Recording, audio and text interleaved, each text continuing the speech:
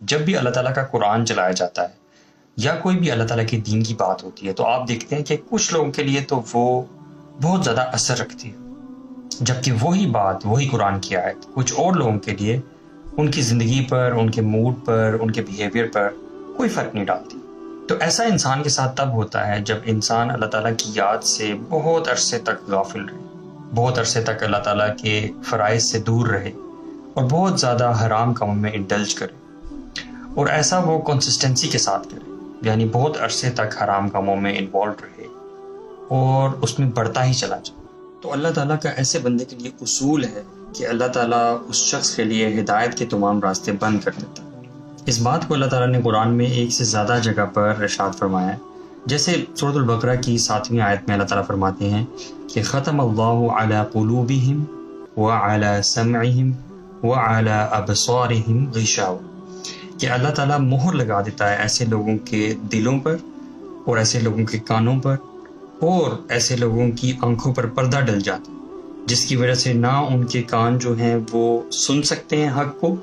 نہ ہی ان کے دل جو ہیں وہ حق کو سمجھ سکتے ہیں، اور نہ ہی ان کی آنکھیں جو ہیں وہ حق کو دیکھ سکتی ہیں۔ ایک اور دوسری جگہ پہ اللہ تعالیٰ فرماتے ہیں کَلَّا بَلْ رَانَ عَلَىٰ قُلُوبِهِمْ مَا كَانُوا يَكْسِبُونَ، جس کا مفہوم یہ ہے کہ بے شک ان کے دلوں پر اللہ تعالیٰ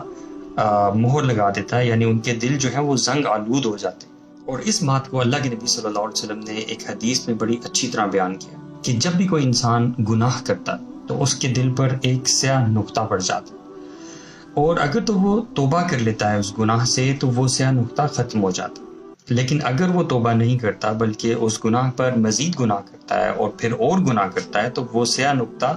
بڑھتا چلا جاتا ہے، حتیٰ کہ وہ شخص گناہ کرتا رہتا ہے اور ایک ایسی سٹیج آتی ہے کہ اس کا پورا دل جو ہے وہ کالا سیاہ ہو جاتا ہے۔ اب یہ دل کی جو سٹیٹ ہوتی ہے یہ وہ سٹیٹ ہے جس پر قرآن پڑھا جائے یا کوئی نصیحت کی جائے تو یہ دیکھنے کے، سننے کے، سمجھنے کے قابل نہیں ہوتا، اس دل پر اللہ تعالیٰ مہر لگا دیتا، پھر یہ انسان ہدایت نہیں پا سکتا الا ماشاء اللہ۔ تو یقیناً آپ لوگوں نے یہ ایکسپیرینس بھی کیا ہوگا اپنی زندگی میں کہ بہت بار ایسا ہوتا ہے کہ دین کی ایک نہایت آرام سے سمجھ میں آنے والی بات جو بہت سیدھی سادی ہوتی ہے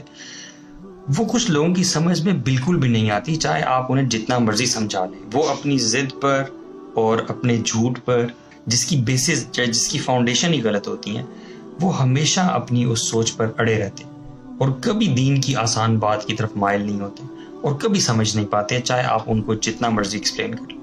تو یہ دلوں کی اسٹیٹ تب ہوتی ہے جب انسان کے اندر سے اخلاص اور سنسیریٹی ختم ہو جاتی ہے اور انسان گناہ پہ گناہ کرتا رہتا ہے۔ تو گناہ تو یقیناً ہم سب سے ہوتے ہیں اور ایسا نہیں ہو سکتا کہ ہم لوگوں سے گناہ نہ ہو، جیسے کہ حدیث میں بھی آ جاتا ہے کہ کل بنی آدم خطاؤن، کہ آدم علیہ السلام کی ساری اولاد جو ہے وہ خطا کار ہے، گناہ تو ہم سے ہوں گے، وخیر الخطائین التوابون،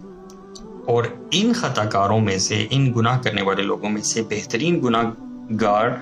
وہ لوگ ہیں جو گناہ کر لینے کے بعد اللہ تعالیٰ کے ہاں توبہ کرتے ہیں۔ تو گناہ تو ہوں گے ہم سے، لیکن بات یہ ہے کہ ہم اللہ تعالیٰ کی طرف رجوع کرنے والے بنیں، اللہ تعالیٰ کی طرف پلٹنے والے بنیں، نہ کہ ہم وہ بنیں کہ ایک گناہ کے بعد دوسرا اور دوسرے کے بعد تیسرا اور اس پر کنسسٹنسی اختیار کریں۔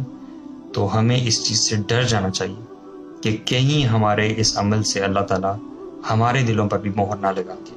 اور ہم بھی اس سٹیج پہ نہ پہنچ جائیں کہ جس پر جب اللہ تعالیٰ کا قرآن پڑھا جائے اور آیات پڑھی جائیں اور حدیثیں پڑھی جائیں اور ہم کوئی ہدایت نہ پا سکیں اور اللہ تعالیٰ کے عذاب کے مستحق ہو جائیں۔ اللہ تعالیٰ ہم سب کو بچا لے، آمین۔